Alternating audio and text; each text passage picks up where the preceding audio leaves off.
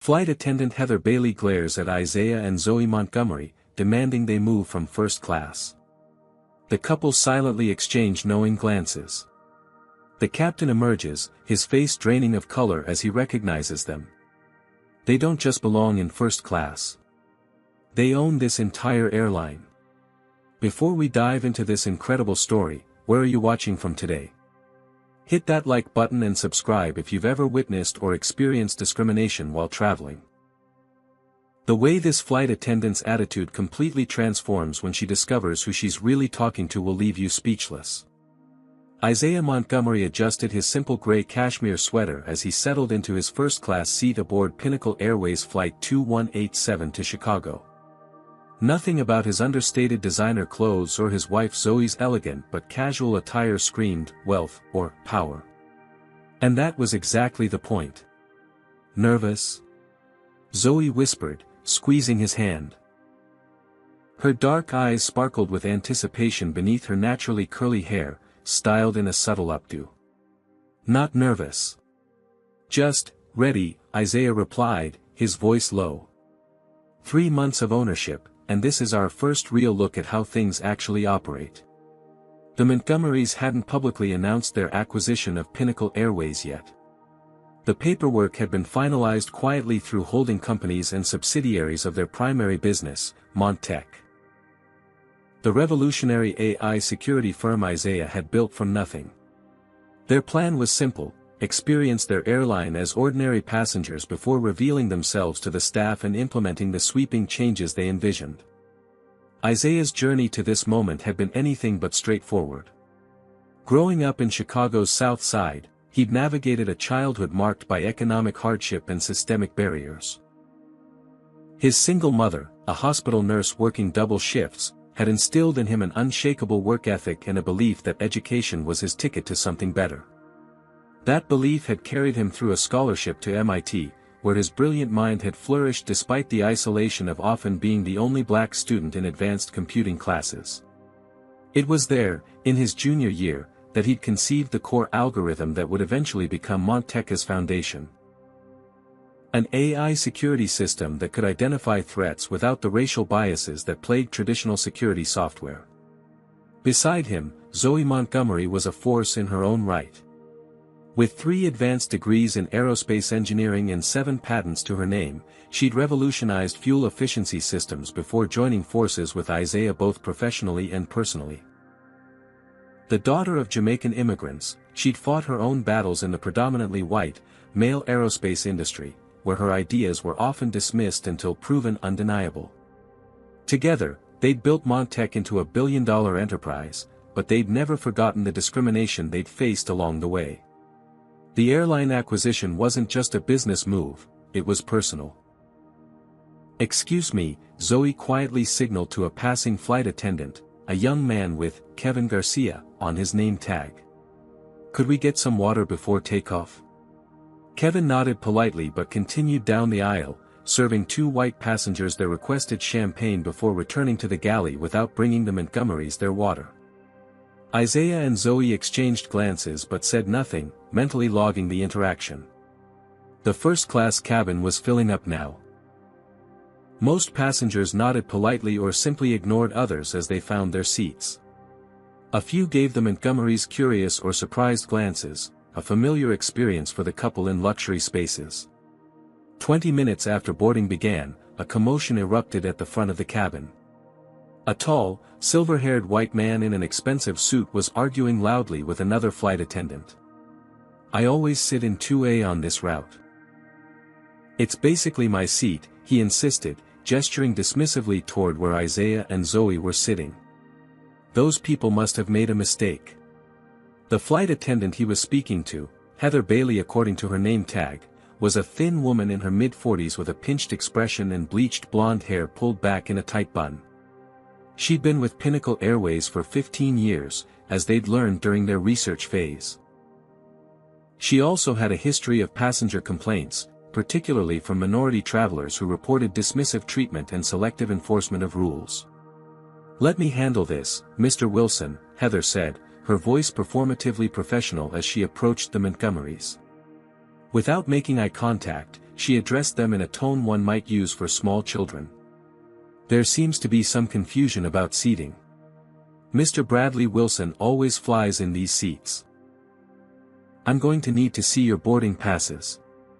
Isaiah calmly pulled up the digital passes on his phone. There's no confusion. We're in 2A and 2B, exactly as assigned. Heather barely glanced at the boarding passes before replying, well, there must have been a mistake in the system. Mr. Wilson is one of our most valued executive platinum members. Our tickets are confirmed, Zoe said firmly. We booked these specific seats weeks ago. Bradley Wilson stepped closer, looking down at them with poorly concealed disdain. Look, I'm sure there are perfectly fine seats in economy. This is really a simple matter of respecting customer loyalty. Several nearby passengers shifted uncomfortably. One middle-aged woman across the aisle pretended to be absorbed in a magazine while actually watching the interaction intently. Another passenger, a younger man, had discreetly begun recording the exchange on his phone. Perhaps you'd be more comfortable in the economy section, Heather suggested to the Montgomerys, not bothering to hide the condescension in her voice. I can find you seats together there. Isaiah maintained perfect composure, his expression neutral despite the familiar sting of the situation. We're in our assigned seats with confirmed first-class tickets. There's no reason for us to move. Heather's smile tightened. Sir, I'm trying to accommodate a valued customer. Your uncooperative attitude is becoming disruptive. Under the tray table, Zoe had taken out her phone and was sending a text message to Marcus Chen, the executive vice president of operations at Pinnacle, and one of the few people aware of the Montgomery's ownership. Nearby, Kevin Garcia observed the situation with growing discomfort. He'd witnessed similar scenes before, but something about the quiet dignity of the couple made him particularly uneasy about Heather's behavior. Still, as a relatively new hire, he hesitated to intervene. If you continue to be difficult, Heather said, her voice dropping to a threatening whisper, I'll be forced to call security. We can't have passengers disrupting the boarding process. Bradley Wilson smirked, certain of his imminent victory. He checked his Rolex ostentatiously and sighed. I'd really like to get settled before my important call at takeoff. Heather straightened up. I'll take care of this right away, Mr. Wilson. She pulled out the cabin phone and spoke quietly but deliberately. Security to gate 27, please. Disruptive passengers in first class. The tension in the cabin was palpable as passengers awaited the approaching confrontation, completely unaware of the shocking revelation about to unfold.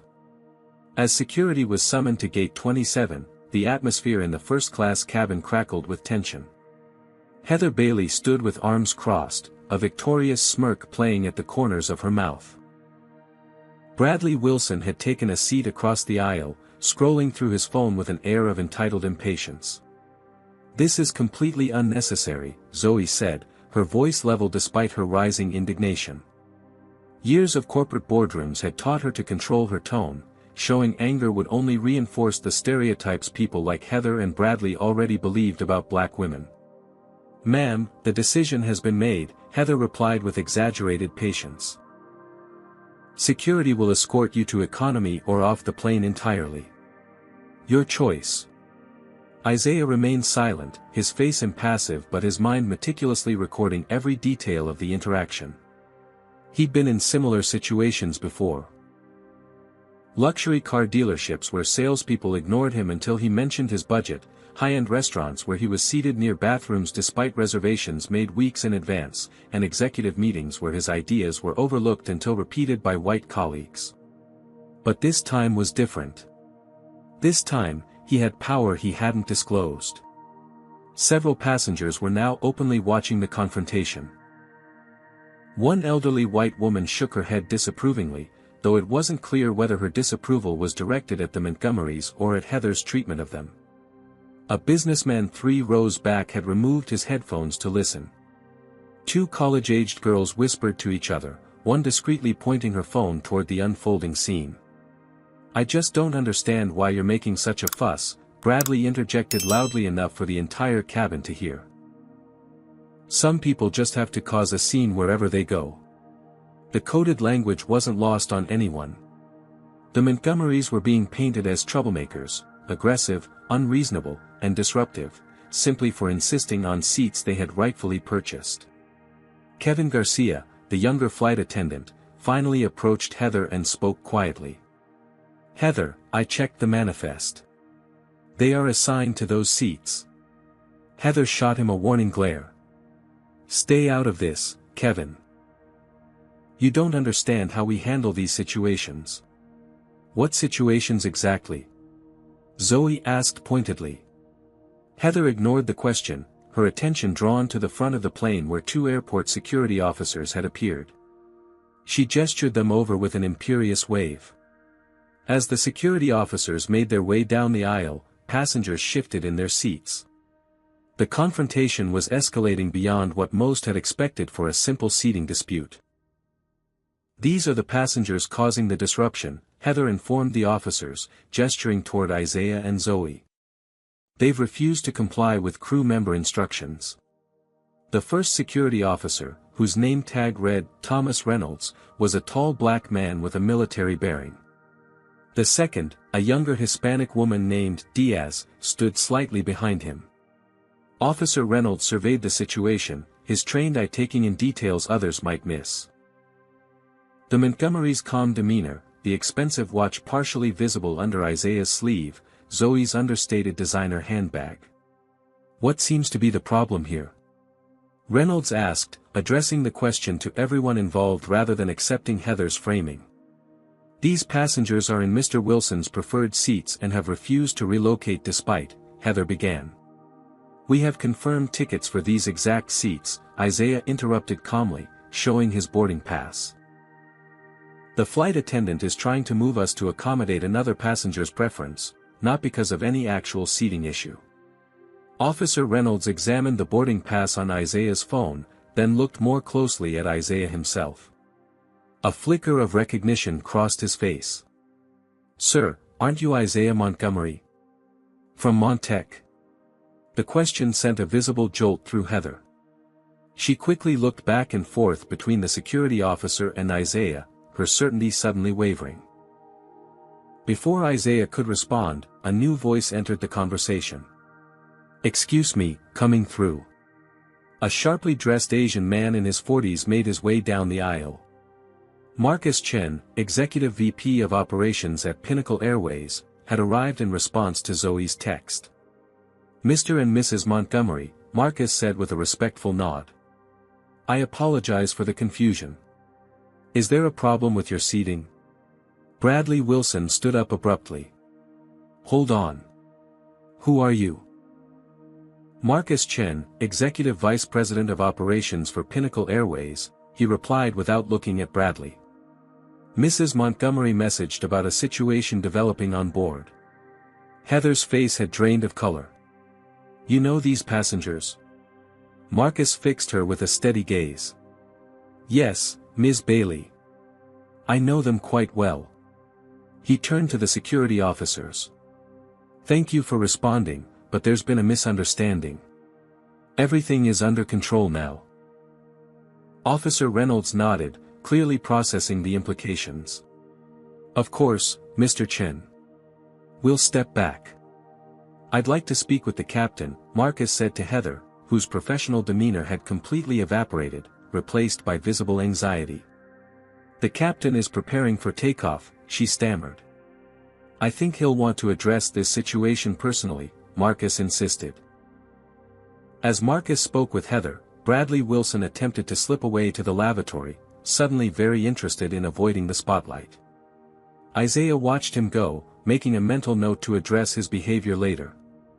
While they waited for the captain, Isaiah reflected on how familiar this scene was, not just to him, but to generations of Black Americans who'd been told they didn't belong in certain spaces. He remembered his mentor, Vernon Taylor, one of the few Black executives in tech during the 1990s, describing being mistaken for janitorial staff in his own office building. He remembered Zoe telling him about presenting her revolutionary fuel system design to a room of aerospace executives who asked her if she was there to take lunch orders. They had promised each other long ago that if they ever gained real power, they would use it to create change. Not just for themselves, but for everyone who came after them. Zoe reached over and squeezed his hand, a gesture that communicated volumes between them. They'd experienced countless microaggressions together, had strategized and supported each other through discrimination both blatant and subtle. This moment, uncomfortable as it was, represented exactly why they had purchased the airline. By now, several passengers had recognized the Montgomerys, and whispers spread through the cabin. Some were discreetly searching the couple's names on their phones, eyes widening at the results. Kevin Garcia stood awkwardly nearby, clearly distressed by the situation but unsure how to make amends for not intervening earlier. The tension in the cabin shifted as Captain Gerald Foster emerged from the cockpit, his expression serious as Marcus briefed him quietly near the galley. The captain's eyes widened, and he looked toward the Montgomerys with a mixture of surprise and alarm. Bradley Wilson had returned from the lavatory and was attempting to gather his belongings without drawing attention. The power dynamic had shifted dramatically, and everyone in the first-class cabin could feel it. Captain Foster approached the Montgomerys, extending his hand. "Mr. and Mrs. Montgomery. I had no idea you were aboard today. Welcome to Pinnacle Airways, or should I say, welcome to your airline." The collective gasp from nearby passengers was audible.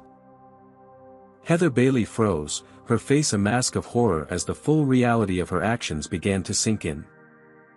"Your airline." Heather Bailey's voice was barely above a whisper, her face ashen as she processed the captain's words. Captain Gerald Foster stood straight back before Isaiah and Zoe Montgomery, his airline cap tucked under his arm in a gesture of respect. "Yes, Ms. Bailey. Mr. and Mrs. Montgomery acquired Pinnacle Airways 3 months ago. The formal announcement was scheduled for next week, following their evaluation period." The first-class cabin had fallen completely silent. Every passenger was now openly staring at the unfolding drama, many with phones discreetly recording. The revelation that the black couple Heather had tried to remove from first class actually owned the entire airline was too shocking for anyone to pretend disinterest. Have you ever witnessed someone realize they've made a catastrophic error in judgment? Comment number 1 if you've ever seen someone's face when they discover they've disrespected the very person who signs their paychecks. Like and subscribe if you believe the Montgomerys handled this situation with incredible grace. What would you have done if you were in their position? Would you immediately fire an employee who showed such blatant discrimination, or would you take a different approach? Officer Thomas Reynolds, who had recognized Isaiah earlier, now looked at the couple with newfound respect. "I apologize for the disturbance, Mr. and Mrs. Montgomery. If you need anything further from security, please don't hesitate to ask." "Thank you, Officer Reynolds," Isaiah replied, his deep voice carrying natural authority despite its measured tone. "I appreciate your professional approach to the situation." Marcus Chen, the executive VP, turned to Heather, whose shock was giving way to visible panic. "Ms. Bailey, we'll need to discuss this incident in detail after the flight." Bradley Wilson, who had been trying to make himself invisible since the arrival of Marcus Chen, now attempted to slink toward the exit row. Isaiah's voice stopped him cold. "Mr. Wilson, isn't your seat somewhere else? Since you were so concerned about assigned seating, I'm sure you'll want to find your actual seat." Bradley turned, his face flushed with embarrassment. There seems to have been a misunderstanding. I normally sit."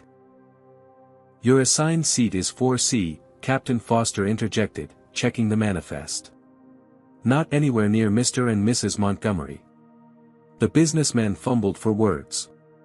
"I didn't realize, had I known who they were." "That's precisely the problem, isn't it?" Zoe spoke up, her voice calm but incisive. "The way people are treated shouldn't depend on whether they're recognized as important or powerful." A few passengers nodded in agreement. One woman in the back of first class actually applauded briefly before catching herself. Isaiah's mind flashed back to a pivotal moment early in his career. He'd developed a revolutionary security algorithm but couldn't get meetings with major tech companies to present it. After dozens of rejections, his mentor Vernon Taylor, one of the few black executives in Silicon Valley at the time, had made some calls. Suddenly, doors opened. The same companies that had ignored Isaiah's emails were now eager to meet. The algorithm hadn't changed, only the perception of who was behind it had. Zoe had experienced similar barriers in aerospace engineering. Despite graduating top of her class from Stanford, she'd watched white male classmates with lower GPAs get fast-tracked into prestigious positions while she fought for entry-level opportunities. It wasn't until her fuel efficiency system won a major industry award that companies began actively recruiting her, the same companies that had previously told her she wasn't a good fit. These weren't isolated incidents but part of a pattern they'd both experienced throughout their lives and careers. The airline acquisition was, in many ways, their response to these patterns, a chance to create change from a position of ownership. Kevin Garcia, the younger flight attendant who had hesitated to intervene earlier, now stepped forward. "Mr. and Mrs. Montgomery, I want to apologize for not speaking up sooner. I knew something wasn't right about how you were being treated." Isaiah nodded acknowledgement. "Thank you, Kevin. It takes courage to acknowledge when something's wrong." By now, passengers were openly using their phones, undoubtedly sharing the story on social media. The incident would likely go viral before the plane even took off, a public relations crisis unfolding in real time. Captain Foster cleared his throat. "Mr. and Mrs. Montgomery, we're scheduled for departure in 15 minutes. Would you like to proceed with the flight, or should we delay to address this situation more thoroughly?" Isaiah and Zoe exchanged glances, communicating silently in the way long-married couples often do. "We'll proceed with the flight, Captain," Isaiah decided. "But I'd like a word with the crew before takeoff." "Of course, sir. We can use the forward galley for privacy." As Isaiah and Zoe rose to follow the captain, the first-class cabin erupted in hushed conversations. Passengers who had pretended not to notice the discrimination now discussed it animatedly. Some expressed outrage on the Montgomerys' behalf, while others worried about potential delays to their travel. Bradley Wilson had finally found his actual seat and was hunched over his phone, likely calling his assistant to research who exactly the Montgomerys were and how this encounter might affect his business interests. Heather Bailey followed the Montgomerys and the captain to the galley, her entire body tense with apprehension. Her career flashed before her eyes, 15 years of service potentially ending in disgrace because she'd revealed biases she usually kept better hidden. In the narrow confines of the forward galley, Captain Foster gathered the flight crew. Kevin stood at attention, while two other flight attendants who had been working in economy looked confused about the emergency meeting. "I want to be clear about something," Isaiah began, his voice level but authoritative. "My wife and I bought this airline because we believe in its potential. We believe in the people who work here. But what happened today is exactly the kind of experience that drives customers away and damages reputations." Zoe added, "For the past 3 months, we've been flying on Pinnacle Airways routes anonymously, evaluating the customer experience firsthand. What we found is a pattern of inconsistent service that often breaks down along racial and socio-economic lines."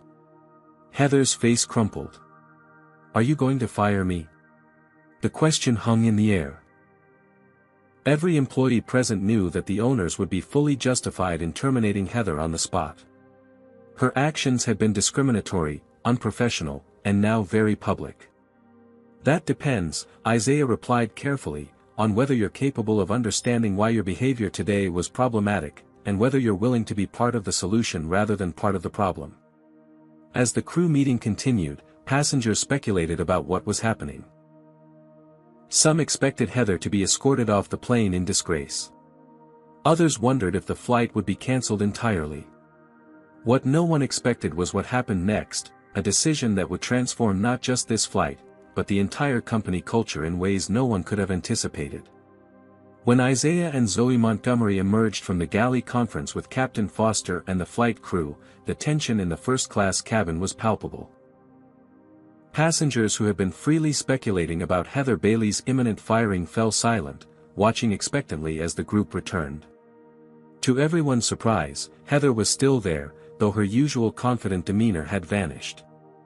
She looked shaken, her eyes red-rimmed as though she'd been fighting tears. Captain Foster addressed the cabin with formal authority. "Ladies and gentlemen, before we proceed with our departure to Chicago, I'd like to make an announcement. It is my privilege to officially welcome aboard Mr. Isaiah and Mrs. Zoe Montgomery, the new owners of Pinnacle Airways." A murmur rippled through the cabin, confirming what many had already suspected or overheard. "As some of you may have witnessed, there was an unfortunate incident during boarding today," the captain continued.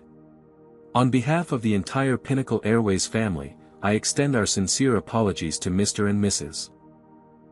Montgomery and to any passengers who were made uncomfortable by what transpired."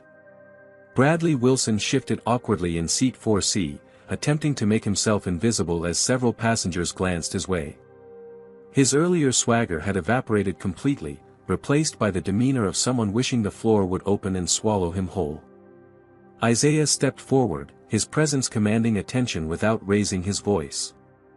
"My wife and I appreciate Captain Foster's words.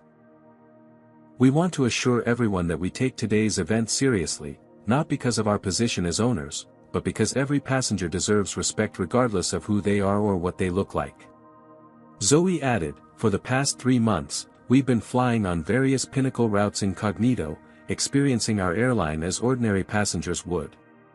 Today's incident, while unfortunate, provides an important opportunity for transparency and growth."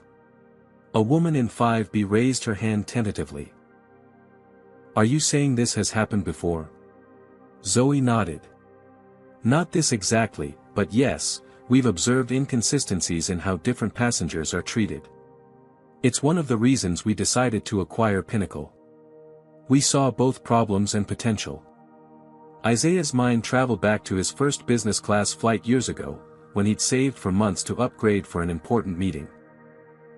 He remembered the flight attendant who had repeatedly asked to see his boarding pass, the subtle expressions of surprise when he ordered wine instead of beer, the way his white seatmate had been addressed by name while he remained, "Sir," throughout the 6-hour journey. More recently, he and Zoe had documented similar experiences on various airlines. Being the last to receive service, having their carry-ons questioned when identical bags carried by white passengers went unchallenged, being mistaken for staff rather than first-class passengers. These weren't isolated incidents but data points in a larger pattern they intended to change. "We believe in addressing problems directly," Isaiah continued. "That's why we're having this conversation now, rather than pretending nothing happened or handling it behind closed doors." Kevin Garcia, who had earlier failed to intervene, now stepped forward. "As part of the cabin crew, I want to personally apologize for not speaking up sooner. I witnessed what was happening and should have said something immediately." His public acknowledgement shifted the atmosphere in the cabin. This wasn't just about one flight attendant's actions but about a culture that had allowed discrimination to go unchallenged. Heather Bailey, looking as though every word cost her considerable effort, spoke next. I want to apologize to Mr. and Mrs. Montgomery. My behavior was unprofessional and reflected biases I didn't fully recognize I held." Her voice trembled slightly. "There's no excuse for how I treated you." The apology was clearly difficult for her, and while it didn't erase what had happened, the effort was noticeable. Isaiah nodded in acknowledgement, neither dismissing nor fully accepting the apology yet. Meanwhile, flight attendants in the economy section were fielding questions from curious passengers who had caught wind that something significant was happening up front. Social media was already buzzing with partial accounts of the incident, some accurate and others embellished. One of the college students who had been recording earlier raised her hand. "Mr. Montgomery, are you going to implement changes at Pinnacle because of this?" "Absolutely," Isaiah replied without hesitation.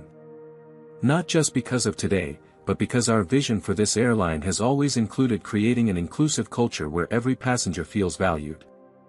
Marcus Chen, who had been quietly observing, added, "The Montgomerys have already begun developing comprehensive training programs and accountability measures that will roll out company-wide in the coming weeks." Captain Foster checked his watch. "Ladies and gentlemen, we need to prepare for departure. We're currently running 20 minutes behind schedule, but we'll do our best to make up time in the air." As the crew moved to their departure positions, Bradley Wilson raised his hand timidly. "Excuse me, would it be possible to be moved to another seat? Perhaps in economy? I'd be happy to switch with someone." His transparent attempt to distance himself from the situation was met with a few barely concealed scoffs from nearby passengers. "You'll remain in your assigned seat, Mr. Wilson," Captain Foster stated firmly. "We're past the point of making seating changes." As the cabin prepared for takeoff, Isaiah and Zoe settled back into their seats, the very ones they had been told to vacate earlier. The dynamic had shifted so dramatically it was almost dizzying. Passengers who had studiously avoided eye contact during the confrontation now smiled at them warmly or nodded respectfully. Heather, following whatever instructions she'd received during the galley conference, was now working the economy section while Kevin had taken over first class. The change was subtle but significant, a first consequence for her actions that stopped short of public dismissal. As the plane finally pushed back from the gate, Zoe leaned over to whisper to Isaiah. "Phase 1 of our evaluation is definitely complete." He smiled slightly. "And Phase 2 begins now." What neither of them said aloud, but both understood perfectly, was that today's incident had accelerated their timeline. The changes they'd been planning to implement gradually would now need to happen much more quickly. The incident would inevitably go public, and their response would define not just their leadership but the future of Pinnacle Airways itself. As the plane taxied toward the runway, passengers throughout the aircraft whispered about what they'd witnessed or heard. By the time they reached cruising altitude, the story would likely be trending on social media. By the time they landed in Chicago, it would be a full-blown PR situation requiring immediate and decisive action. The Montgomerys had prepared for various scenarios when planning their undercover evaluation of the airline. But nothing had prepared them for becoming the actual subjects of the discrimination they'd set out to address. The personal had become professional in the most public way possible.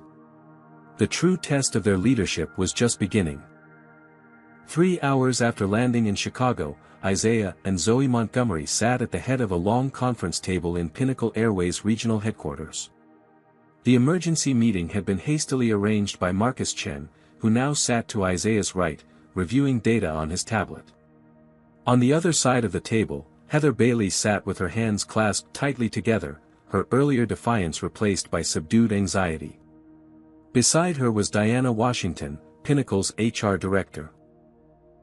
A polished woman in her 50s who had initially expressed skepticism about systemic issues when Marcus briefed her on the situation. Captain Gerald Foster sat further down, alongside Kevin Garcia and several other crew members from the flight. At the far end of the table, looking increasingly uncomfortable, was Bradley Wilson. The Montgomerys had specifically requested his presence, despite his multiple attempts to excuse himself for pressing business matters. "I appreciate everyone making time for this meeting on short notice," Isaiah began, his deep voice carrying effortlessly across the room. What happened today on Flight 2187 was not just an isolated incident. It was a symptom of deeper issues within Pinnacle Airways, issues that we intend to address head-on.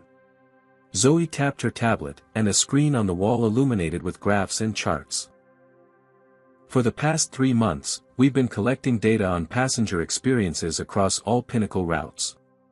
We've flown as first-class passengers, economy passengers, and everything in between. We've varied our attire, our traveling companions, and our behavior. The patterns we've found are concerning."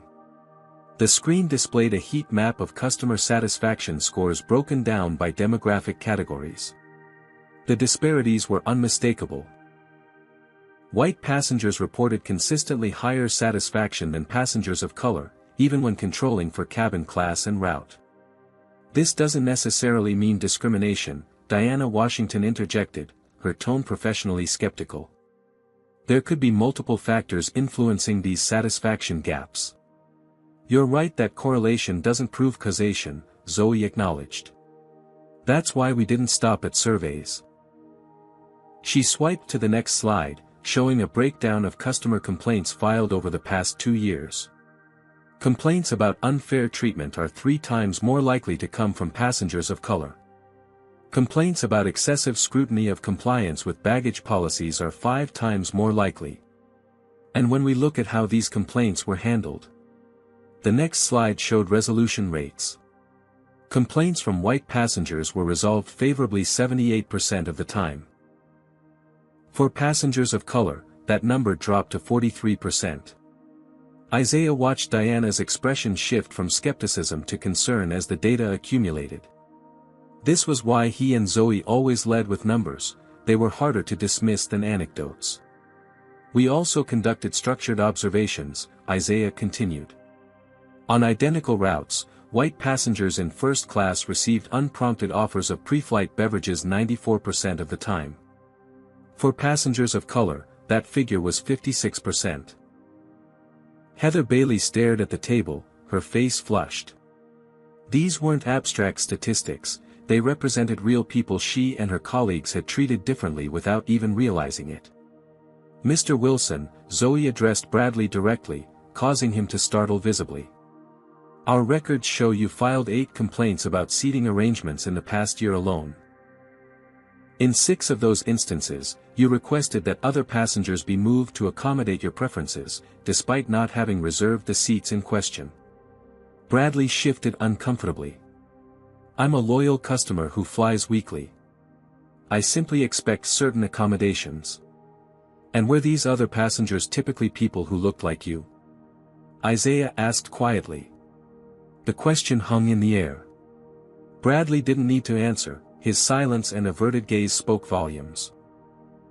Kevin Garcia raised his hand tentatively. May I speak frankly? Isaiah nodded encouragingly. This isn't just happening on one route or with one crew, Kevin said, his voice gaining confidence. I've witnessed similar situations across the network. Sometimes it's subtle, which passengers get greeted by name, who gets offered the full beverage selection versus just the basics, whose carry-ons get scrutinized. Most of us don't even realize we're doing it. And when we do notice, added a flight attendant named Clarissa Jones, there's no clear process for addressing it. If I report another crew member for differential treatment, it's seen as creating drama rather than upholding standards. Diana Washington was taking rapid notes now, her earlier skepticism replaced by focused attention. Our complaint system doesn't currently track these kinds of issues specifically. We have categories for service failures, but not for potential bias incidents. Isaiah thought about his mentor, Vernon Taylor, who had faced similar challenges in the tech industry decades earlier. Vernon had described how isolation worked as a control mechanism, making each person of color feel like their negative experiences were individual problems rather than systemic patterns. Breaking that isolation through data and shared experiences had been key to Vernon's strategy for change. I want to share something personal, Isaiah said, his voice quieter but no less authoritative. When I started Montech, I couldn't get meetings with investors. My emails went unanswered. My calls weren't returned. It wasn't until I hired a white friend to pitch as the face of the company that doors started opening. Zoe nodded. And when I presented my fuel efficiency designs to aerospace manufacturers, I was repeatedly told they were interesting but impractical. 6 months later, when I submitted the exact same designs through a male colleague, they were hailed as innovative and visionary. These experiences aren't unique to us, Isaiah continued. They reflect broader patterns that many people of color face daily. What makes Pinnacle Airways different isn't the existence of these patterns, it's what we choose to do about them now that they've been identified. Diana leaned forward. I've been with this company for 12 years. If these problems are as widespread as your data suggests, why haven't they been addressed before? Sometimes we don't see problems we're not looking for, Zoe replied. And sometimes people who try to raise these issues aren't heard. She pulled up another screen showing crew assignment patterns across the network. The data revealed subtle but consistent segregation. Certain routes and shifts had significantly higher percentages of white crew members, while others had disproportionate numbers of crew members of color. "I didn't do this," Diana protested, looking genuinely disturbed by the pattern. "No single person did," Isaiah agreed. "That's what makes systemic issues so challenging, and so important, to address. They exist beyond individual intentions." Captain Foster, who had been quietly observing, spoke up. "I've been flying for Pinnacle for 17 years. I've always prided myself on treating everyone with respect. But looking at this data, I have to acknowledge that I've sometimes turned a blind eye to problems I should have addressed." Heather Bailey finally looked up from the table. "Am I going to lose my job?" she asked directly, her voice strained but controlled. The question brought the room to silence. Everyone knew that her behavior on the flight would have justified immediate termination, especially given that the targets of her discrimination were literally the owners of the company. Isaiah considered her question carefully before responding. "Ms. Bailey, what happened today was unacceptable. It violated company policies, FAA regulations regarding passenger rights, and basic human decency." Heather nodded slightly, her expression resigned. "However," Isaiah continued, "firing you would be the easy solution, not necessarily the right one." Confusion flickered across several faces around the table. "If we simply terminate your employment, the narrative becomes about one bad apple being removed. The systemic issues remain unaddressed. The cultural problems continue. And nothing fundamentally changes." Zoe leaned forward. "What we're more interested in is whether you're willing to be part of the solution. Whether you can acknowledge the biases that influenced your behavior, work to change them, and help others do the same." The proposition hung in the air, an unexpected lifeline where career execution had seemed inevitable. I would like that opportunity," Heather said carefully, as if each word might shatter the fragile chance being offered. Bradley Wilson, who had remained silent through most of the meeting, suddenly stood up. "This is absurd. You're turning a simple seating misunderstanding into some kind of social justice crusade. I've been a loyal Pinnacle customer for years, and I don't appreciate being vilified for expecting certain standards." Isaiah regarded him calmly. "Mr. Wilson, no one has vilified you. We've simply presented data, including your own pattern of complaints and requests. If acknowledging that pattern makes you uncomfortable, that's something worth reflecting on." "I don't need to reflect on anything," Bradley snapped. "What I need is for my status as a valued customer to be respected. If Pinnacle no longer prioritizes its premium travelers, perhaps I should take my business elsewhere." "That's certainly your prerogative," Zoe replied evenly. "But I wonder, would you be equally comfortable on another airline if your request to displace other passengers from their assigned seats was declined there as well?" Bradley flushed deeper, grabbed his briefcase, and headed for the door. "My attorney will be in touch about today's humiliation." After he left, a palpable release of tension rippled through the room. "Well," Marcus Chen said dryly, "I think we've just witnessed Exhibit A of the customer-side contribution to our cultural issues." A few nervous chuckles broke the tension, but Isaiah quickly refocused the group. "Let's not minimize the challenges ahead. Changing culture is one of the hardest things an organization can do. It requires commitment at every level, consistent accountability, and a willingness to have uncomfortable conversations like this one." Diana Washington, who had been quietly processing throughout the meeting, finally spoke up with newfound conviction. "I want to acknowledge that I've been part of the problem by not seeing the problem. As HR director, I should have been tracking these patterns and addressing them proactively. I failed in that responsibility, and I'm committed to doing better." Her candor shifted something in the room. One by one, other leaders began acknowledging their own blind spots and failures of leadership. Captain Foster admitted to hearing discriminatory comments in the cockpit and letting them pass unchallenged. A senior flight attendant confessed to assigning crew members of color to less desirable routes to avoid customer complaints. These admissions, painful as they were, represented the first essential step toward meaningful change. The problems couldn't be solved until they were honestly acknowledged. As the meeting continued into the evening, the outlines of a transformation began to take shape. One that would challenge deep-seated assumptions, upset comfortable routines, and ultimately test whether Pinnacle Airways could become the company the Montgomerys envisioned. What no one in that conference room fully appreciated yet was how much resistance they would face, or how quickly the backlash would begin.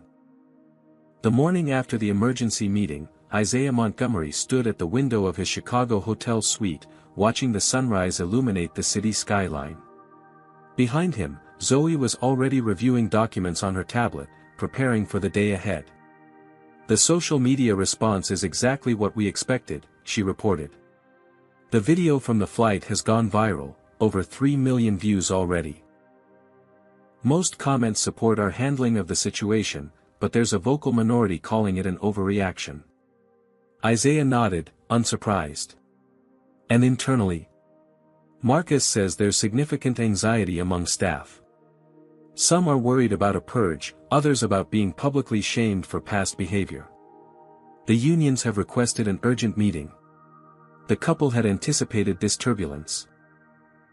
Transforming company culture was never painless, especially when the catalyst was as public and dramatic as their confrontation with Heather Bailey.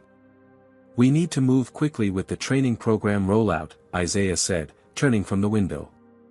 "Not just sensitivity training, but structural changes to how service quality is measured and rewarded.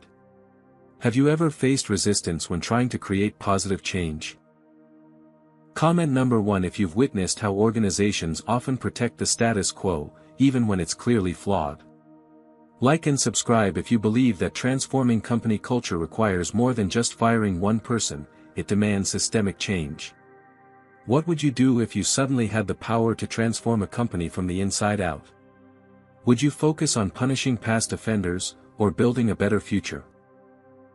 3 hours later, Isaiah and Zoe sat in Pinnacle's Chicago headquarters, facing a room full of airline executives. The tension was palpable. These were seasoned industry veterans being asked to acknowledge fundamental flaws in the company they'd built and managed. "The approach we're proposing has 3 components," Isaiah explained, standing beside a presentation screen. "First, a comprehensive audit of policies, procedures, and practices to identify where bias enters our systems. Second, revised metrics that measure equitable treatment alongside traditional service benchmarks. And third, an accountability framework that rewards inclusive behavior rather than merely punishing violations." Lawrence Edwards, a silver-haired board member with 40 years in the airline industry, shook his head dismissively. "With all due respect, Mr. Montgomery, airlines operate on razor-thin margins. We can't afford to divert resources to social experiments." "This isn't a social experiment, Mr. Edwards," Zoe replied firmly. "It's sound business strategy. Discrimination is expensive, it drives away customers, increases turnover, generates legal liability, and damages brand reputation. What happened on that flight was unfortunate," Lawrence conceded, "but it was one incident with one employee. Our customer satisfaction scores are well within industry averages." Isaiah pulled up the demographic data they'd presented in the previous day's emergency meeting. "Averages mask disparities, Mr. Edwards. When we disaggregate the data, we see significant gaps in experience based on race, gender, and other factors. Those gaps represent both moral failures and business inefficiencies." As the presentation continued, Isaiah outlined the comprehensive anti-racism training program they developed with leading experts in organizational psychology and diversity management. Unlike typical corporate diversity initiatives, this program included concrete accountability measures, structural changes to promotion pathways, and revised service protocols designed to ensure consistent treatment. Throughout the presentation, Isaiah thought about his mentor Vernon Taylor, who had faced similar resistance when advocating for change in the tech industry decades earlier. Vernon had taught him that transforming organizations required patience, persistence, and strategic thinking, qualities Isaiah was now drawing upon heavily. Meanwhile, across town, Zoe's innovative accountability metrics were being presented to Pinnacle's operations team. Unlike traditional customer satisfaction measures, these metrics specifically tracked consistency of service across demographic groups, identifying patterns that might otherwise remain invisible. The goal isn't to catch people doing something wrong, Marcus Chen explained to the operations team.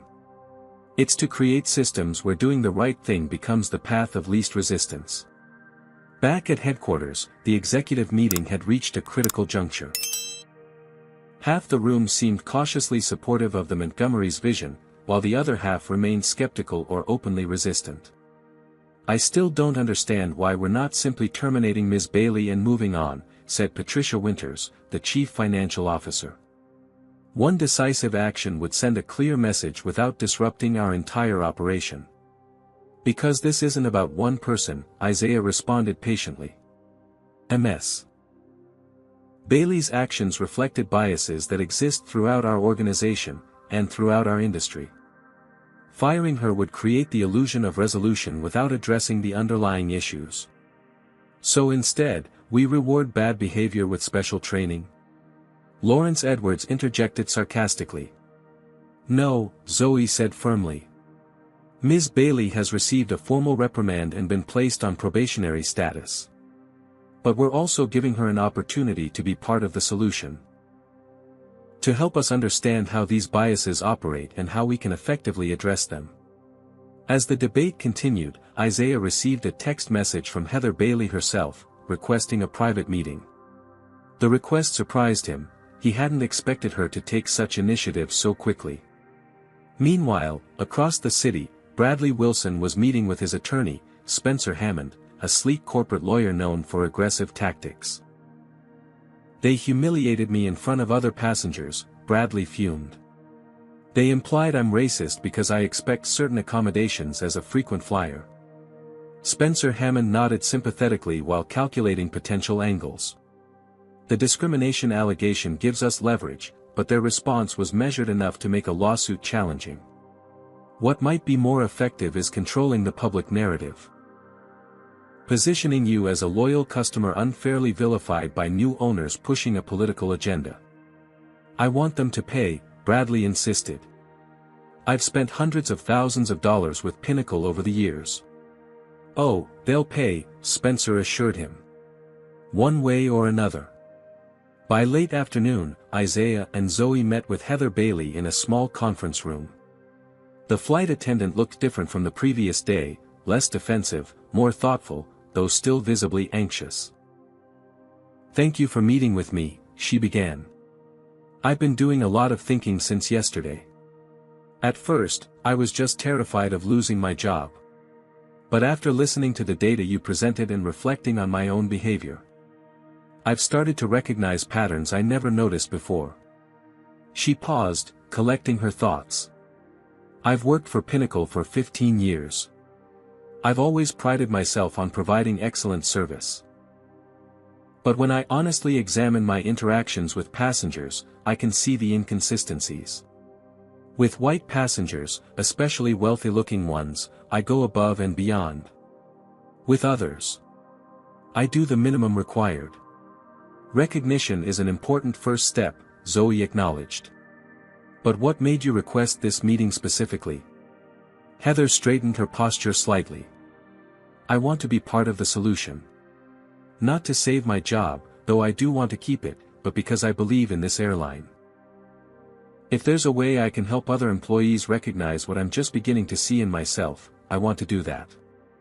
Isaiah studied her carefully, looking for signs of insincerity or strategic self-preservation. What he saw instead was something more valuable, the beginning of genuine reflection. "There will be resistance," he warned her. "Change is uncomfortable, especially when it challenges people's self-image as fair and unbiased." "I know," Heather nodded.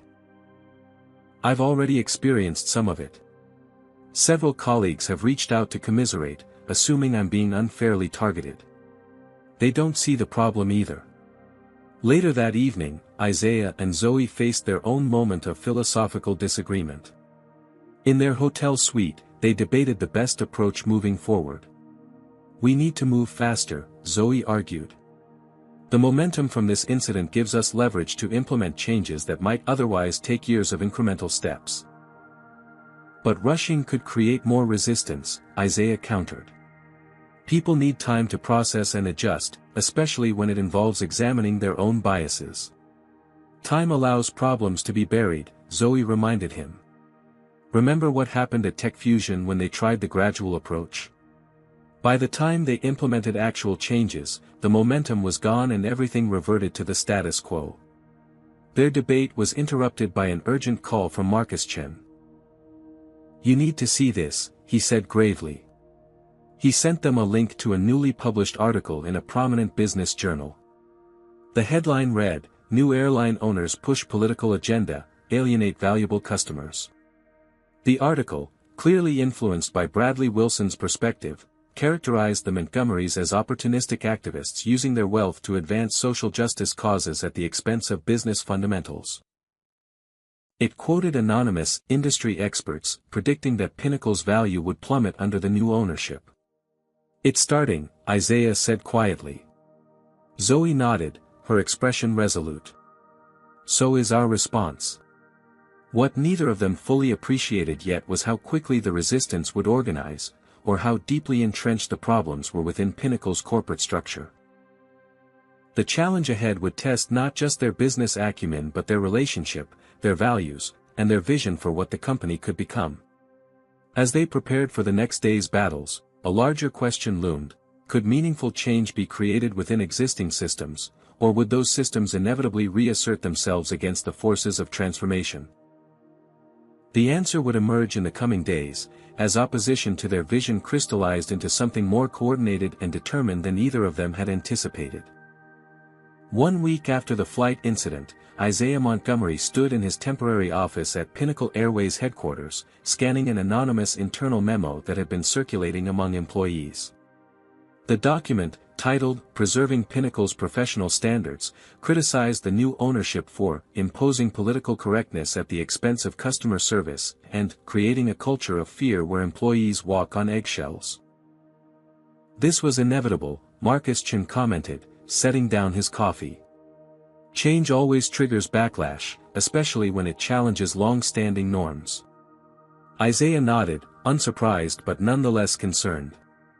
How widespread is the sentiment? Hard to gauge precisely, Marcus replied. But there's a vocal minority actively resisting the new initiatives. Some senior staff have begun holding unofficial meetings after hours. The resistance had materialized faster than anticipated. Within days of announcing their comprehensive reform plan, the Montgomerys had encountered opposition from multiple directions. Board member Lawrence Edwards was rallying other executives against what he termed disruptive social engineering. Bradley Wilson and his attorney Spencer Hammond had launched a publicity campaign painting themselves as victims of reverse discrimination. And now, an internal faction was forming to undermine implementation of the new policies. Most troubling was how Heather Bailey had been repositioned in this emerging narrative. Rather than being seen as someone who had displayed clear bias, she was being portrayed by the resistance as a scapegoat, a dedicated employee unfairly targeted for enforcing standard protocols. Despite her own acknowledgement of problematic behavior, she was being unwittingly transformed into a symbol for those resisting change. Heather called this morning, Marcus reported. She's uncomfortable with how she's being characterized by both sides of this debate. Some colleagues are treating her like a martyr, while others see her as the face of the problem. Isaiah sighed. The human complexity of organizational change was always more challenging than the technical aspects. We need to meet with her again. She could be a powerful ally if she's willing to speak authentically about her own journey. Across town, Zoe Montgomery was facing her own challenges. She had discovered disturbing patterns in crew assignments that suggested deliberate segregation, routes serving predominantly white, affluent communities were staffed almost exclusively by white crew members, while routes to more diverse destinations had disproportionately high numbers of crew members of color. "This can't be coincidental," she told Diana Washington, the HR director who had become an unexpected ally. "These patterns are too consistent across too many variables." Diana nodded grimly. "I've been reviewing historical staffing data. The segregation has actually increased over the past 5 years, corresponding with changes in the scheduling algorithm implemented under the previous leadership. An algorithm can't be biased unless humans make it that way," Zoe noted, her engineering background informing her skepticism about neutral, technical solutions. Meanwhile, Kevin Garcia, the flight attendant who had hesitated to intervene during the original incident, had found his own voice. He had organized a support group for minority staff members, creating a space where they could share experiences and strategize solutions. What had begun as informal conversations was evolving into a structured advocacy group within the company. "For years, we've individually experienced these problems but had no collective voice," Kevin explained during a meeting with Isaiah. "Now people are finally speaking up because they believe something might actually change." Not everyone welcomed this new openness. That afternoon, Isaiah received word that several senior staff members were threatening to resign if the political agenda continued. One executive had explicitly stated that he didn't sign up to work for a social justice organization. The opposition was becoming more coordinated. Spencer Hammond, Bradley Wilson's attorney, had contacted other frequent flyers with histories of complaints against minority staff, encouraging them to share their concerns about declining service standards with the media. A social media campaign with the hashtag #BoycottPinnacle was gaining traction among conservatives who viewed the Montgomery's reforms as evidence of woke capitalism. "They're trying to make this about politics rather than professionalism," Zoe observed during their evening strategy session. "It's a deliberate tactic to undermine the business case for change." Isaiah nodded. "And it's working with some stakeholders." Lawrence Edwards has been meeting privately with board members, arguing that our approach will alienate valuable customers and damage shareholder value. The most troubling development came the following morning, when Zoe received a tip from an administrative assistant about a secret executive meeting planned for that afternoon. The meeting, deliberately scheduled when the Montgomerys would be in external meetings, was intended to discuss strategies for moderating the ownership's reform agenda. "They're plotting to dilute our initiatives," Zoe realized. "They'll outwardly agree while finding ways to maintain the status quo." Making a quick decision, Zoe rearranged her schedule and attended the meeting, arriving just as it began. The expressions of shock when she walked into the conference room would have been comical under different circumstances. "Please, don't let me interrupt," she said calmly, taking a seat at the table. "I'm very interested in hearing strategies for implementing our reform agenda more effectively." Lawrence Edwards recovered quickly. "Mrs. Montgomery, this was simply a preliminary discussion about operational impacts. We were going to brief you and Mr. Montgomery once we had a clearer picture."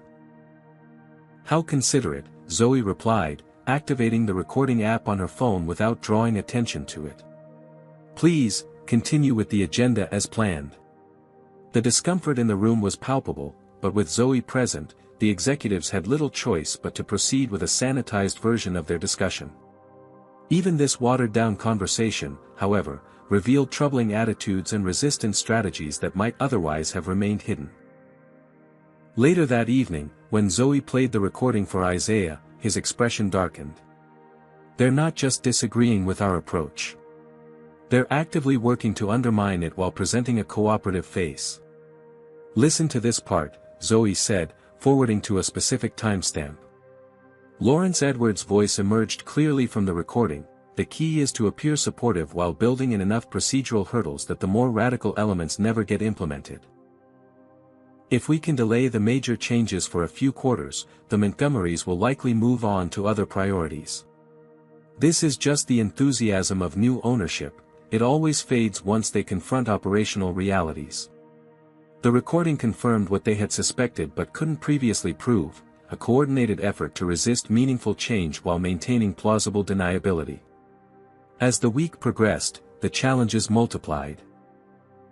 The media coverage, initially supportive of the Montgomerys' response to discrimination, had become more mixed as the narrative shifted toward business impacts and employee concerns.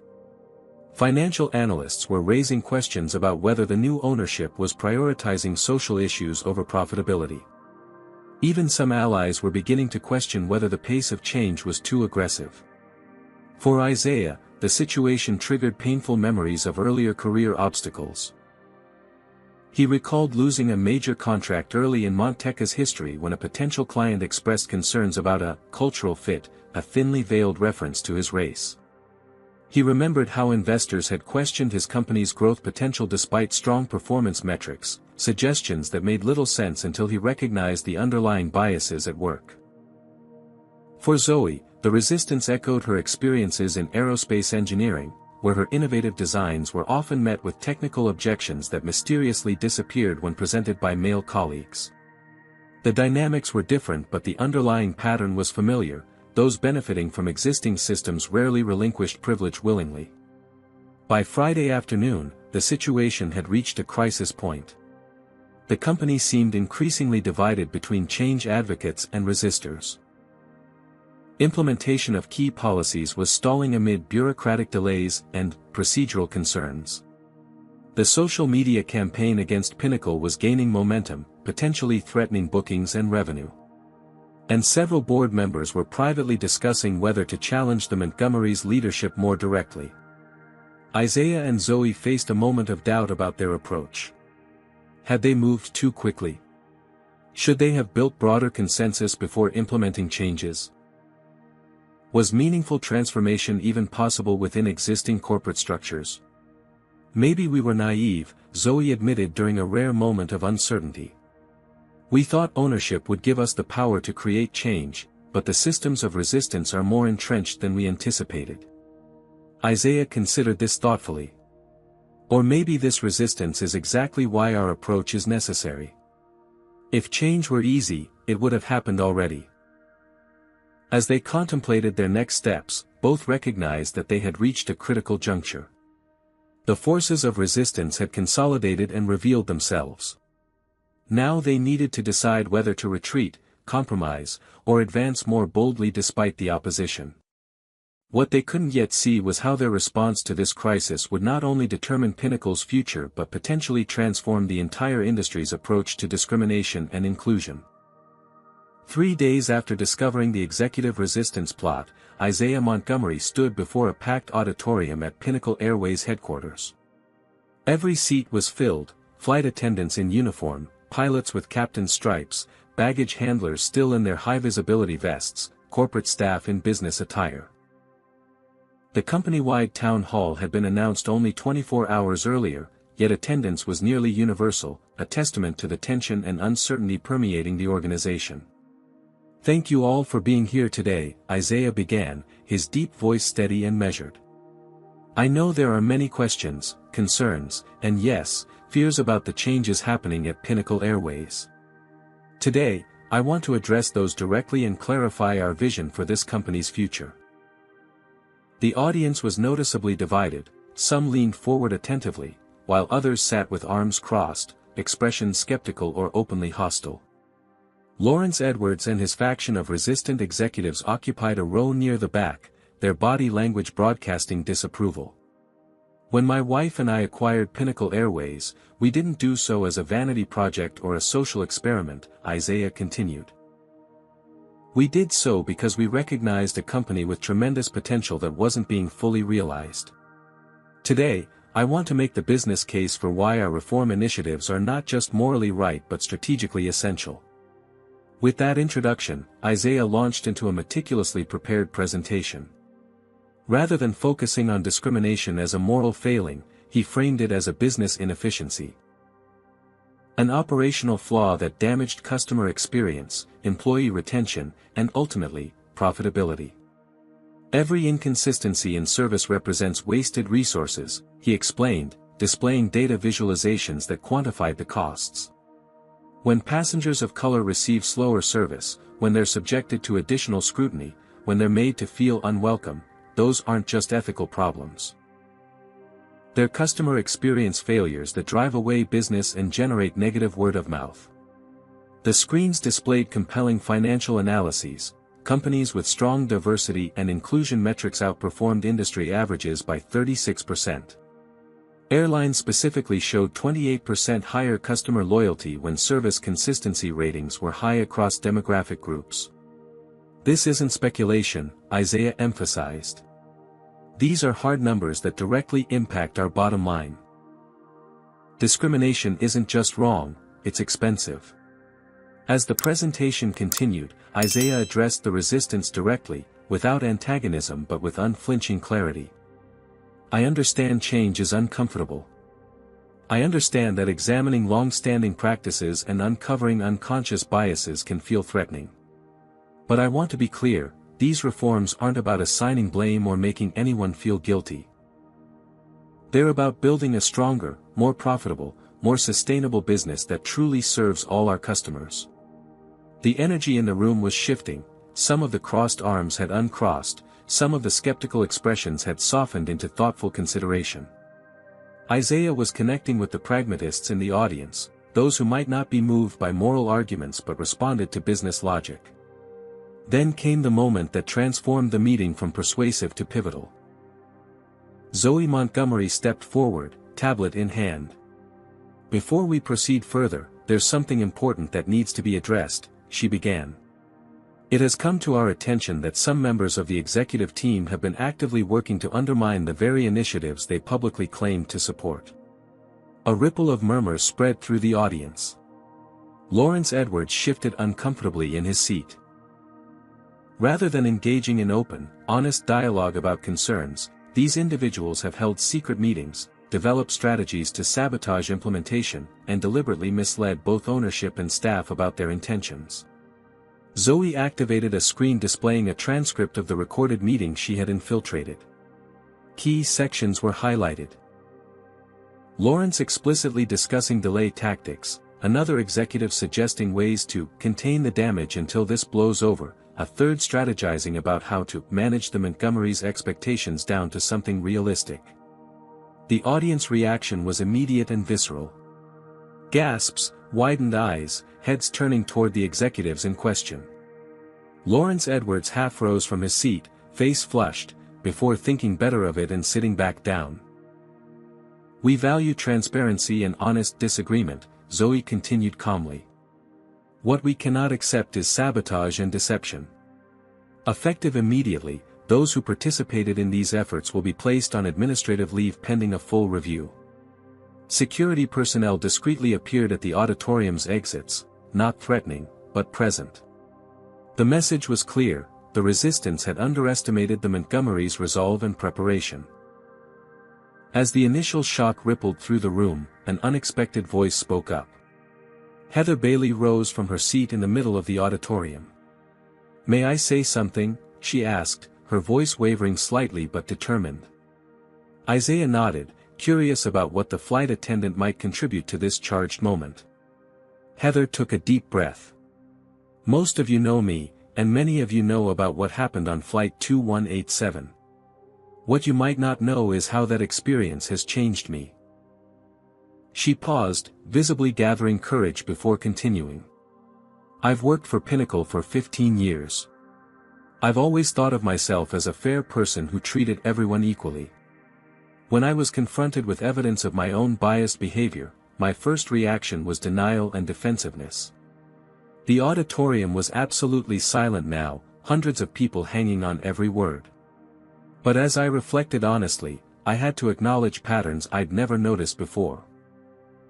How I make assumptions about passengers based on their appearance, how I offer different levels of service without even realizing it, how I enforce rules selectively. These weren't conscious choices, but they were real, and they affected real people.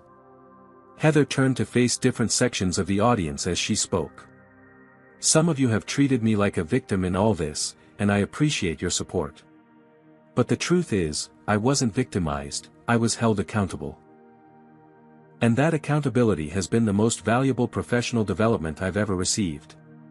Her candor seemed to break something open in the room. The defensive energy that had permeated the gathering began to dissipate, replaced by something more reflective and receptive.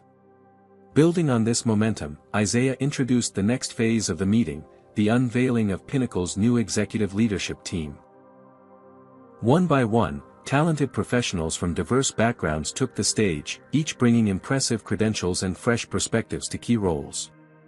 Some were internal promotions of overlooked talent, others were strategic external hires who shared the Montgomery's vision.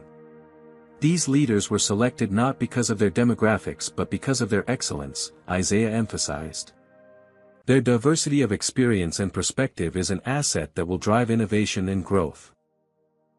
Meanwhile, across town, Bradley Wilson was receiving disappointing news from his attorney. Spencer Hammond looked distinctly uncomfortable as he explained the situation. "The lawsuit isn't viable, Bradley. We've reviewed the video evidence, interviewed potential witnesses, and consulted with experts in discrimination law. The Montgomery's response was measured and appropriate. More problematically for our case, your own history of complaints against minority staff members creates a pattern that would be difficult to explain in court. So they just get away with humiliating me?" Bradley demanded, face flushing with anger. "From a legal perspective, you weren't humiliated, you were prevented from displacing passengers from their assigned seats, which they had every right to occupy. I strongly advise against proceeding with litigation." As Bradley fumed, the media narrative was already shifting. Journalists who had initially amplified the woke capitalism angle were now investigating the exposed executive resistance. Business publications that had questioned the Montgomery's approach were now featuring analyses of the financial benefits of consistent, bias-free customer service. Industry observers were beginning to frame Pinnacle's transformation as innovative leadership rather than political activism. Even competing airlines were taking notice. Within days, several carriers had announced reviews of their own service consistency metrics and training programs. The conversation was expanding beyond Pinnacle to the industry as a whole, exactly as the Montgomerys had hoped. Back at the town hall, Isaiah was concluding his presentation with an invitation rather than a mandate. Transforming Pinnacle isn't something ownership can impose from above. Real change happens when every person in this organization makes daily choices that align with our values and vision. We're not asking for perfection, we're asking for commitment to the journey. He paused, looking out at the sea of faces, some inspired, some still wary, most somewhere in between. The choice before each of you is simple but significant. Will you be part of building the new Pinnacle Airways, or will you cling to ways of operating that no longer serve our company, our customers, or our future? As the town hall concluded, Isaiah and Zoe were approached by Kevin Garcia, who had been instrumental in organizing support among staff members. "That was transformative," Kevin said, still processing the meeting's dramatic developments. "I've never seen anything like it in my career." "It's just the beginning," Zoe replied. "The real work happens after speeches and presentations, in daily interactions, in policy implementation, in consistent accountability." Indeed, as the days passed, tangible changes began taking root throughout the organization. Diana Washington led a comprehensive overhaul of HR practices, implementing blind resume reviews and structured interviews that reduced hiring bias. The crew scheduling algorithm was reprogrammed to eliminate the segregation patterns Zoe had identified. Customer feedback systems were redesigned to capture and address consistency issues across demographic groups. Most significantly, the company culture began to shift. With the most resistant executives removed and clear support from ownership, employees who had previously stayed silent about discrimination began speaking up. Constructive conversations replaced defensive reactions. Learning replaced denial. 6 weeks after the town hall, financial reports showed an unexpected development. Despite the controversy and social media campaign, Pinnacle's bookings had increased by 12%. Customer satisfaction scores were trending upward across all demographic categories. Employee retention had improved, particularly among staff of color who had previously left at higher rates. What had begun as a crisis sparked by one discriminatory incident was evolving into a case study in transformative leadership, proof that addressing bias wasn't just ethically sound but strategically smart. For Isaiah and Zoe Montgomery, the early results were encouraging but not surprising. They had always believed that excellence and equity were complementary rather than competing values. Now they were demonstrating that principle in one of the most challenging corporate environments possible. As they prepared for the next phase of Pinnacle's transformation, they reflected on a wedding vow they had made to each other years earlier. A promise to use whatever success they achieved to create opportunities for others. That private commitment was now manifesting on a scale neither could have imagined when they first exchanged those words. The resistance hadn't disappeared entirely. Change never proceeds without opposition, but its power had diminished significantly. What remained was a growing momentum toward a new vision of what an airline could be, and by extension, what any company could become when it truly committed to serving all its customers equally. 6 months had passed since the infamous Flight 2187 incident. On a crisp autumn morning, Isaiah and Zoe Montgomery boarded Pinnacle Airways Flight 2187, the same route, the same flight number, but a profoundly different experience. As they approached the gate, they were greeted by name, not because they were the owners, but because this level of personalized service had become standard for all Pinnacle passengers, regardless of appearance or background. The gate agent, a young woman named Tasha Wilson, efficiently verified their boarding passes while maintaining warm, genuine eye contact. "Welcome aboard, Mr. and Mrs. Montgomery. We're honored to have you flying with us today," she said, her tone professional but not deferential. "We're running exactly on schedule for our 10:15 departure to Chicago." The transformation was immediately apparent as they entered the aircraft. The cabin crew, led by a familiar face, Heather Bailey, welcomed passengers with consistent warmth and attention. Gone was the subtle coding of who deserved premium service and who didn't. Instead, each interaction reflected the company's new core value: excellence for everyone, every time.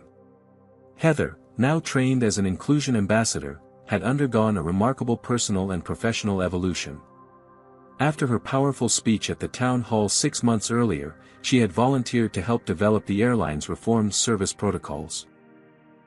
Her first-hand experience with recognizing and addressing her own biases made her uniquely qualified to guide others through similar journeys.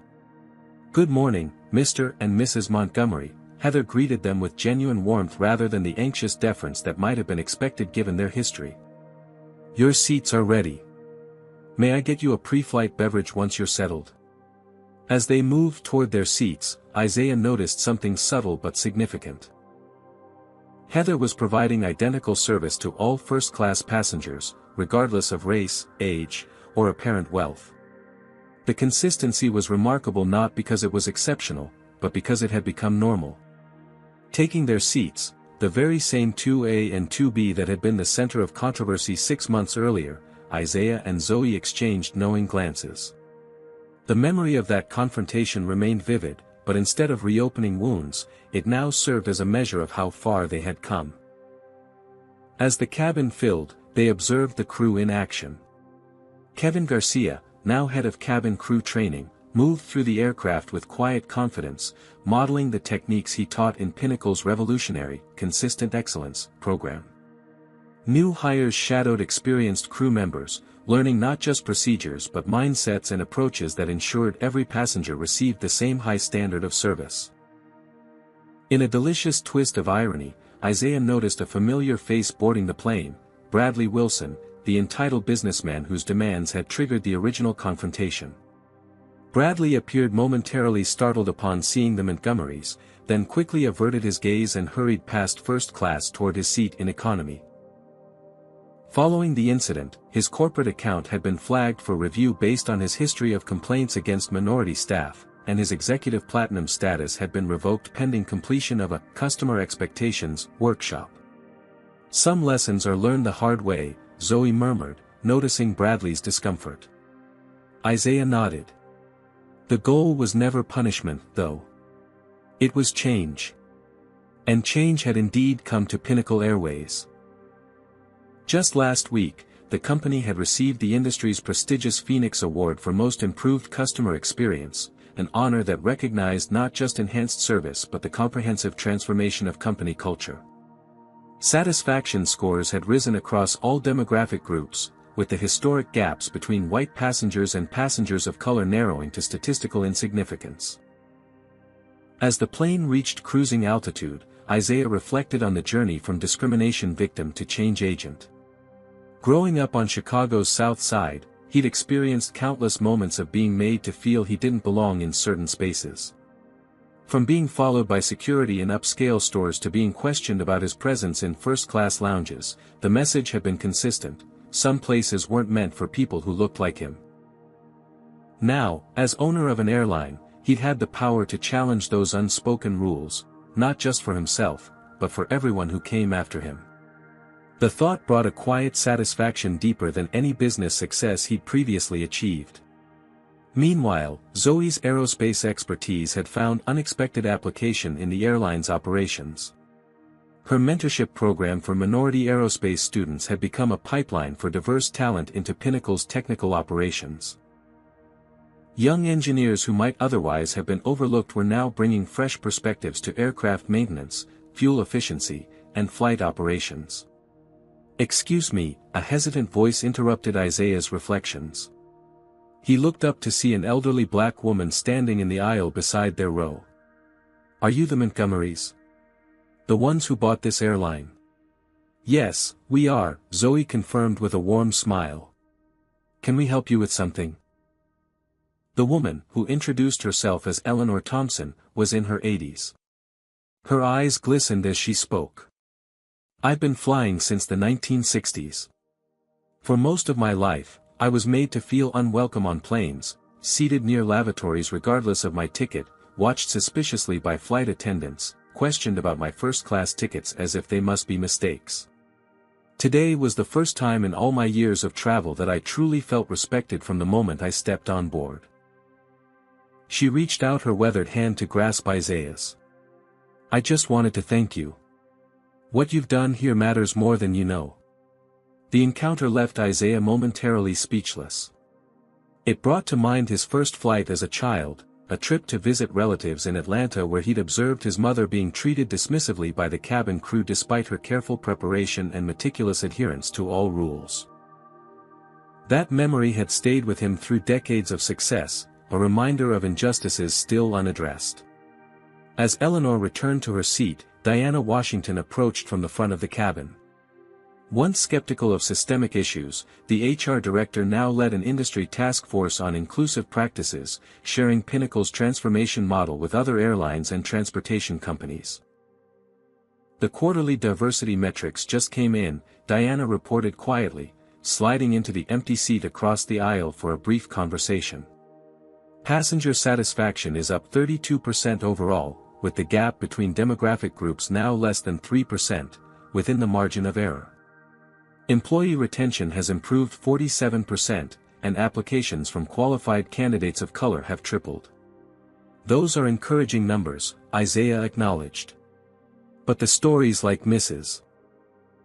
Thompson's tell us more than statistics ever could." As the flight continued, other passengers occasionally approached to express appreciation or share their own experiences.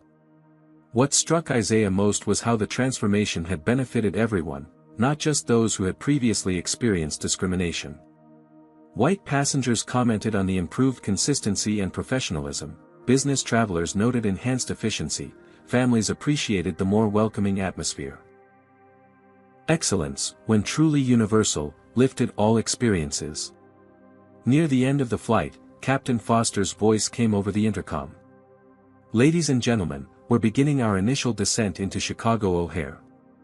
On behalf of the entire Pinnacle Airways team, I want to thank you for flying with us today."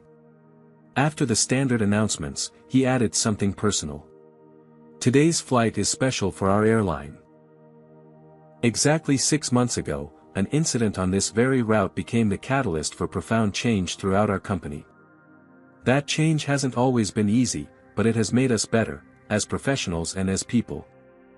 We're grateful to our owners, Isaiah and Zoe Montgomery, for challenging us to become the airline you experience today. The announcement was met with spontaneous applause throughout the cabin. Even Bradley Wilson, still nursing his wounded pride in economy, offered reluctant acknowledgement with a slight nod when a nearby passenger commented on the improvements. As the plane touched down in Chicago, Isaiah and Zoe exchanged a look that communicated volumes without words.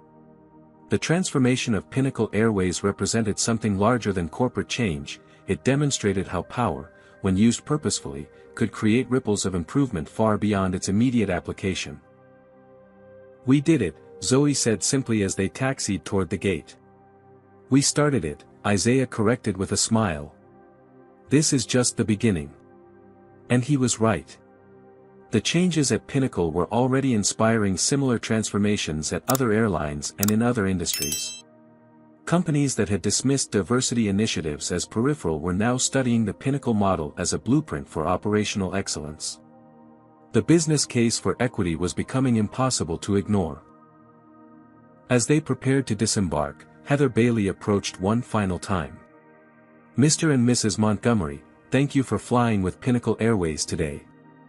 Her words were the standard script, but her eyes conveyed a deeper message: gratitude for the second chance, for the opportunity to be part of meaningful change rather than an example of what went wrong. Isaiah nodded in acknowledgement. "Thank you, Heather. It was an excellent flight." As they walked through the terminal, Zoe reflected on a quote that had guided much of their work: "Transformation requires courage from unexpected places." The courage had come from many sources, from Heather confronting her biases, from Kevin finding his voice, from Diana questioning her assumptions, from employees at all levels choosing change over comfort.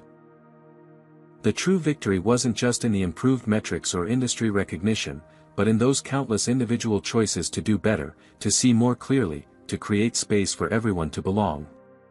That was the transformation that mattered most, the one that would endure long after this particular story faded from public memory. What would you do if you suddenly found yourself in a position of power? Would you use it to address systemic problems, even when doing so brings resistance and criticism? Have you ever witnessed discrimination transform into understanding through honest conversation and accountability? Comment below with your thoughts, like this video if you believe in creating spaces where everyone is treated with equal respect, subscribe for more stories of justice and transformation, and share this with someone who needs to understand that change is possible when people are brave enough to create it. Thank you for watching this story of how one confrontation on an airplane became the catalyst for company-wide transformation. Remember that change often begins in unexpected moments, and any one of us might be the person who makes it happen. This story reminds us that true transformation requires more than just removing one bad apple. It demands addressing the underlying systems that allow discrimination to thrive. The Montgomerys could have simply fired Heather and moved on, but they recognized that lasting change comes from confronting uncomfortable truths and creating new structures that promote equity. Power, when wielded with wisdom, can break cycles of injustice that have persisted for generations. Isaiah and Zoe used their position not for retribution but for reformation, understanding that punishing individuals without changing systems only perpetuates the problem in different forms. Perhaps most importantly, this story shows that addressing discrimination isn't just morally right, it's good business. By ensuring consistent excellence for all customers, Pinnacle Airways improved satisfaction, increased loyalty, and enhanced their reputation. The business case for equity is compelling when measured in dollars and cents, not just in principles and values. Real change happens when those with privilege recognize injustice and stand against it, when those who have been marginalized find their voices, and when organizations value consistency and fairness as core operational priorities rather than peripheral concerns. The journey is never easy or straightforward, but as Pinnacle Airways discovered, the destination is worth the turbulence along the way. Have you ever witnessed discrimination transform into understanding through honest conversation and accountability? Or have you been in a situation where speaking up could have made a difference? Your experiences matter in this important conversation. Comment below with your thoughts on how you would handle discrimination if you witnessed it. Would you have the courage to speak up like Kevin eventually did, or would you remain silent? Like this video if you believe in creating spaces where everyone is treated with equal respect and dignity. Subscribe for more powerful stories about standing up against injustice and creating positive change in the world around us. Share this with someone who needs to understand that transformation is possible, whether they're in a position of power who can create change, or someone experiencing discrimination who needs hope that things can improve. Thank you for being part of this conversation. Remember, every small action against discrimination creates ripples that can eventually become waves of change.